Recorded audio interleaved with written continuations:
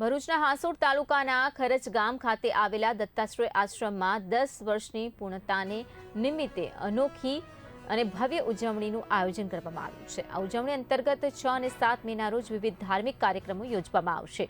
કાર્યક્રમનું મુખ્ય આકર્ષણ 24 કલાક સુધી ચાલનારા સંગીતમય દત્ત બાવનીના અખંડ પાઠનું રહેશે, જેમાં આસપાસના ગામોના ભક્ત મંડળો ઉત્સાહભેર ભાગ લેશે।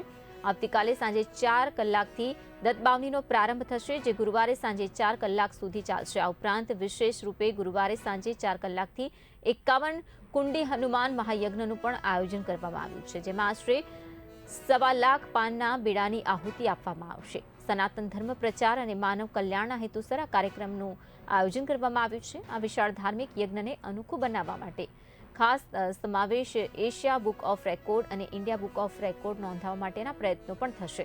આ સાથે જ દત્તાશ્રયમાં નિર્માણ પામેલ શાંતિ નિકેતન ભવનને પણ ભક્તો માટે ખુલ્લું મુકાશે। ગુરુદેવ દત્ત જય જય દત્તાશ્રય।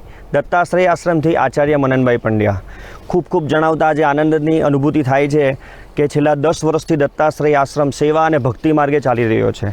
દત્તાશ્રય આશ્રમમાં ખૂબ જ ભક્તિથી આનંદ ઉત્સાહથી ખૂબ જ મોટું અનુષ્ઠાન થવા જઈ રહ્યું છે। 24 કલાક અખંડ દત્ત બાવનીનું અનુષ્ઠાન થવા જઈ રહ્યું છે। ગામે ગામેથી ઘોડાપુર ભક્તો પહોંચી રહ્યા છે, દરેક મંડળો પહોંચી રહ્યા છે। તો આ એક વિશ્વ શાંતિ માટે અને લોકોના જીવનમાં સુખાકારી થાય એ હેતુથી આ અનુષ્ઠાન થવા જઈ રહ્યું છે। સાથે આ એશિયા બુક ઓફ રેકોર્ડ અને લિમ્કા બુક ઓફ રેકોર્ડમાં નામ દર્જ થવા શ્રી ગુરુદેવ દત્ત જય જય દત્તાશ્રય। દત્તાશ્રય આશ્રમથી આચાર્ય ભાવિનભાઈ પંડ્યા। ખૂબ જ આનંદની વાત છે કે દત્તાશ્રય આશ્રમને 10 વર્ષ પૂર્ણ થયા અને 11મા વર્ષમાં પ્રવેશ થયા। દત્તાશ્રય આશ્રમ અખંડ દત્ત બાવનીનું ખૂબ જ ભવ્ય આયોજન કરી રહ્યું છે, જે આયોજનમાં 24 કલાક શ્રી રંગ અવધૂત બાપજી વિરચિત દત્તાશ્રય આશ્રમ આ દત્ત બાવનીનું સંપૂર્ણ ખૂબ જ ભવ્ય આયોજન કરી રહ્યું છે ને આયોજનમાં 25થી વધારે મંડળ ગામે ગામથી પધારી ખૂબ જ ભવ્યતાપૂર્વક ગીત અને સંગીત સાથે ગુરુ ભક્તિમાં લીન થશે।